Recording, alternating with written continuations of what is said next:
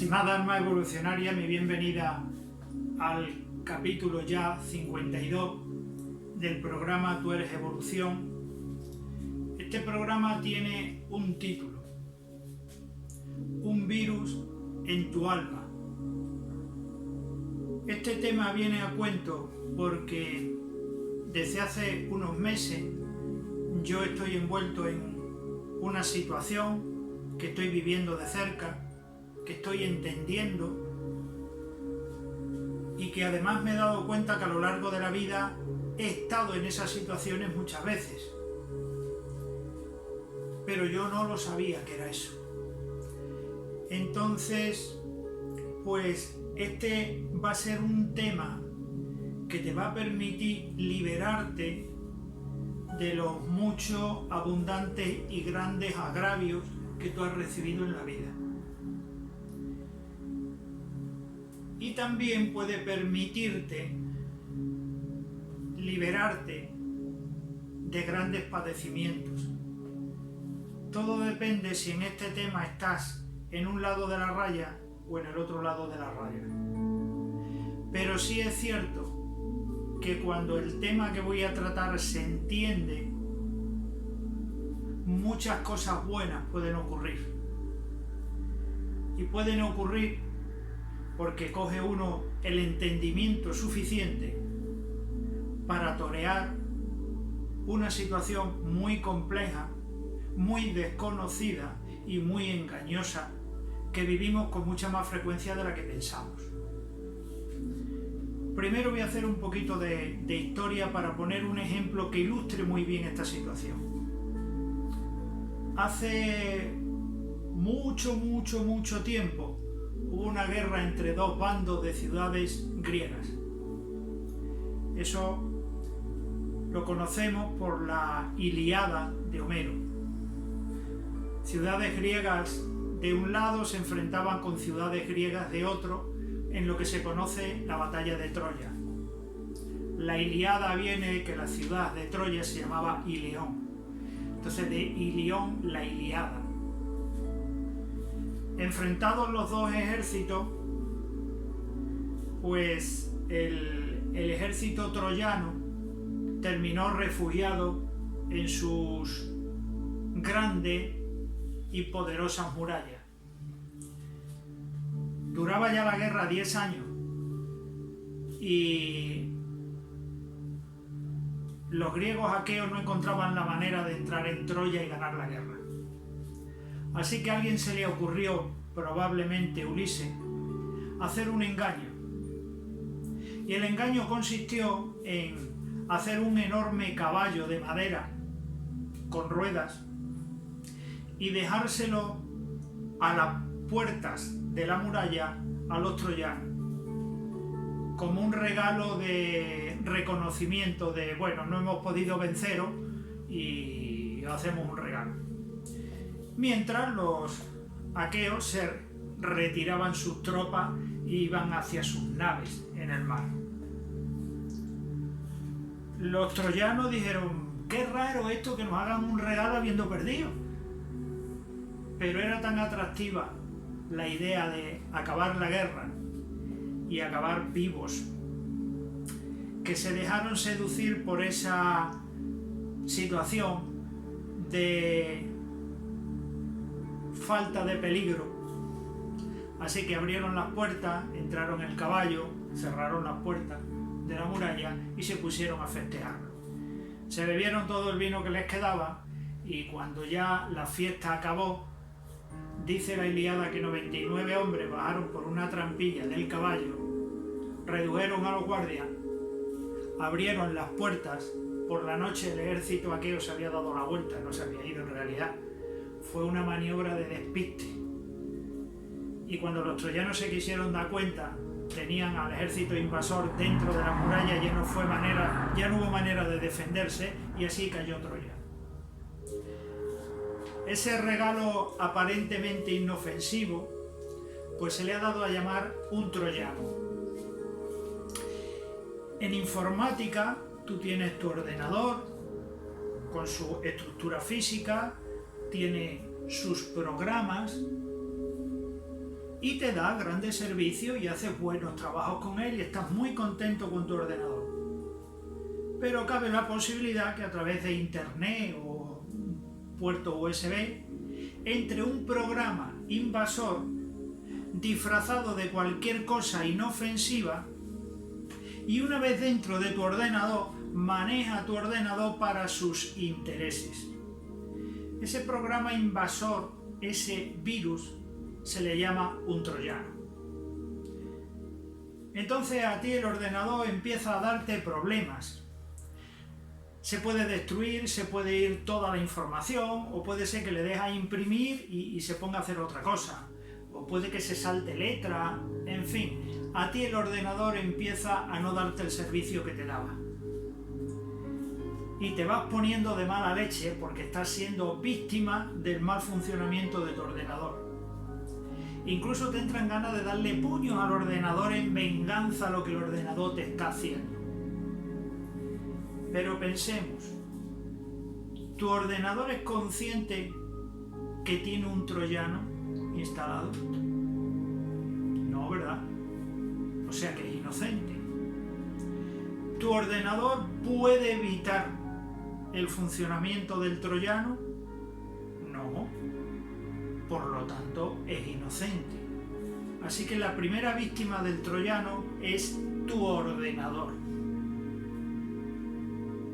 La segunda víctima del troyano eres tú. Por darle puño al ordenador no se va el troyano. ¿Qué hacer entonces? Pues tú ahora que tienes entendimiento y ves que tu ordenador tiene un troyano, coges tu ordenador y lo llevas a un profesional que lo arregle, que lo repare, que te lo devuelva al estado en el que tú lo disfrutabas.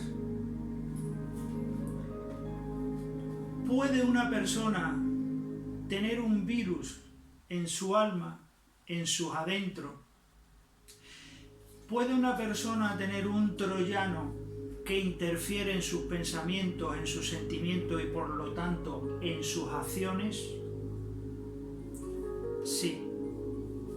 ¿Puede una persona tener un troyano ejecutándose en sus adentros, poniendo en funcionamiento su propio programa?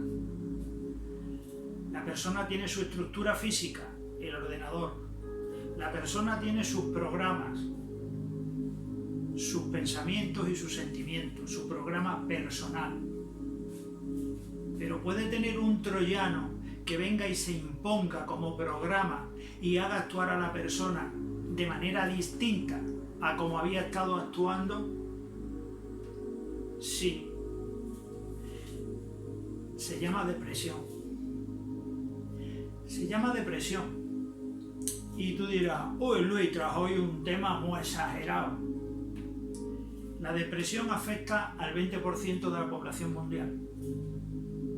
Se da más en Occidente que en ningún otro sitio. El 20% de la población mundial es que 1 de cada 5 personas que tú conoces tiene algún tipo y en algún grado depresión. De todas las personas que tienen depresión, el 70% son mujeres.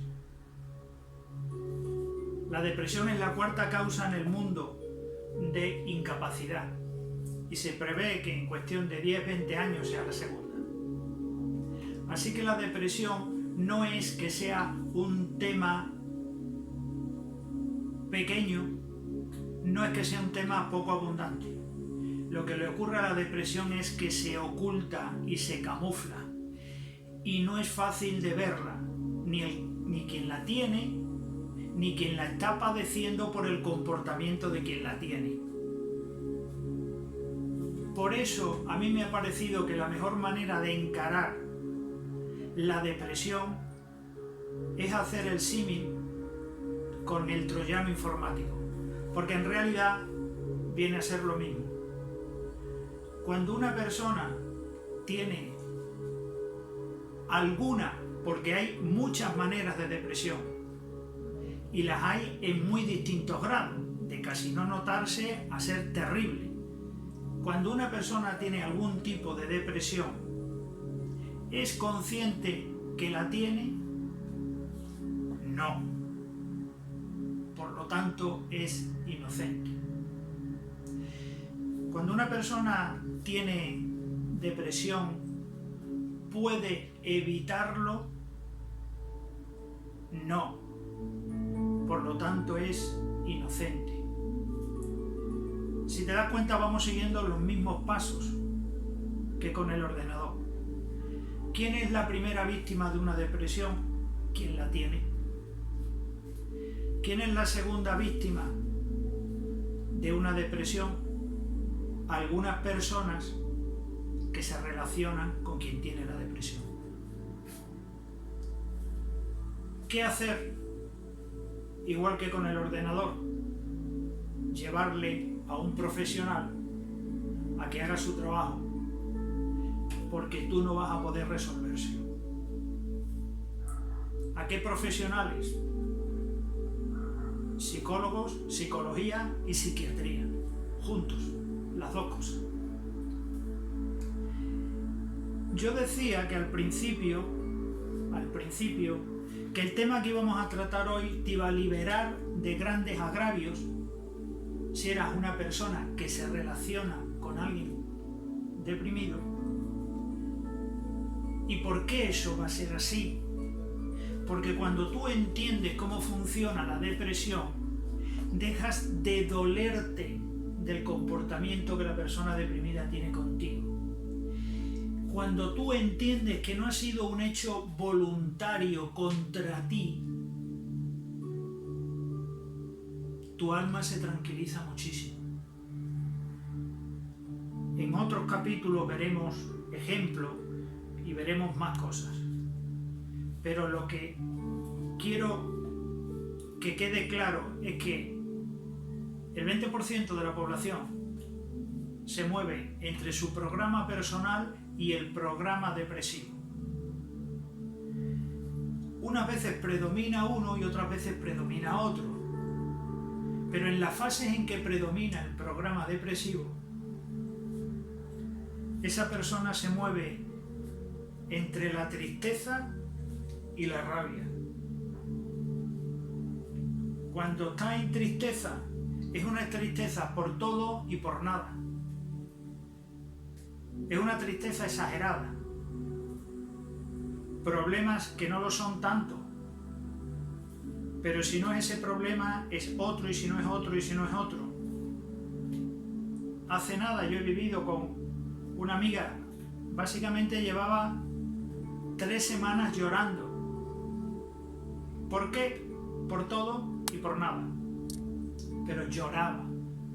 También, cuando no se llora, cuando no se está en la tristeza, se está en la rabia.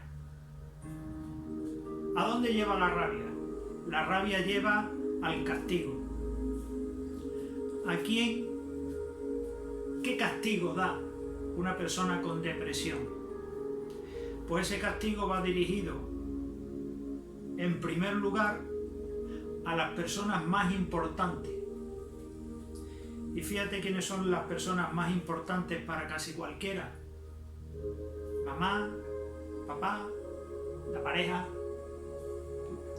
los hijos, las hijas. Se tiene tendencia a castigar más a quienes más quieres. Y cuando esa rabia de la persona con depresión no va hacia los demás, va contra sí misma. Va contra sí misma desde algo leve como es descuidar el aspecto personal a algo tan gordo como el suicidio. Desde lo leve a lo gordo hay muchos pasos intermedios. Una persona puede no levantarse de la cama, no arreglarse, no salir de casa, estar en una bronca permanente con quien sea por todo y por nada, puede amenazar con suicidarse, puede tener intentos de suicidio y también puede suicidarse. Yo, en mi corto entender de persona no profesional, que yo sepa, no hay nadie que se haya suicidado sin tener depresión. Cuando se tiene una gran depresión es bastante evidente y los familiares, el entorno, tarde o temprano se las apaña para llevarle a profesionales, a la psiquiatría y a la psicología, y se pone en tratamiento y se trabaja con esa persona su conducta, y con los tratamientos y con el conductismo, con el tratamiento, la corrección de la conducta, esa persona puede remontar y no volver a tenerla nunca más. El gran problema, y es donde yo creo que hay más posibilidades que tú hayas sido víctima secundaria de depresión, es en los casos leves. Tú a esa persona le ves bastante normal, pero te está moliendo a palos. Porque su comportamiento es bastante destructivo. Es bastante destructivo con el entorno. Y esas personas terminan pues estropeando relaciones, estropeando empleos, arruinando su economía, incluso arruinando su salud. Pero a ti no se te ocurre que esas cosas que está haciendo contra sí y contra ti son fruto de un troyano, de un programa que se ejecuta sin su voluntad. Generalmente lo que ocurre es que cuando alguien ya te hace unas cuantas de faena, te enfadas y le devuelve los golpes. No consigues nada, te dueles. ¿Cómo ha podido tal hacerme esto a mí? Y te duele.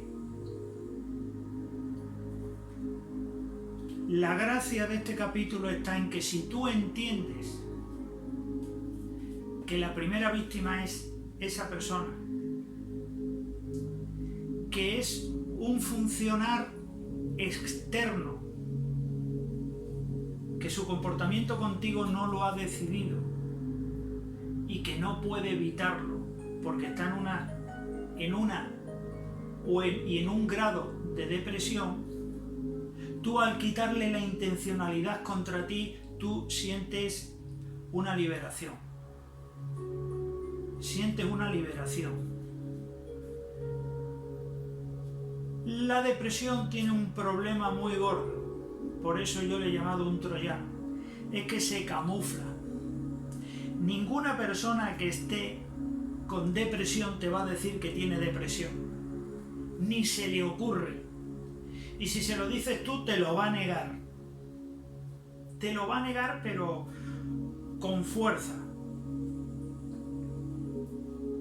Hoy y hasta aquí lo importante, el mensaje importante es que los seres humanos, por diversas razones que veremos en otros capítulos, podemos llegar a tener un comportamiento que no es personal, sino que está mediado por un comportamiento ajeno que se genera dentro de nosotros, pero que no está en nuestra voluntad. Cuando yo he entendido que ciertas personas lo que les ocurría conmigo era que tenían depresión, a mí ha dejado de dolerme lo que ocurrió. Quizás son personas que he perdido y no voy a recuperar nunca, pero yo no me duelo porque entiendo que no ha sido su voluntad contra mí. Desde que yo he llegado a este concepto, por haber estado los últimos meses envuelto en una situación de depresión bastante severa con una amistad,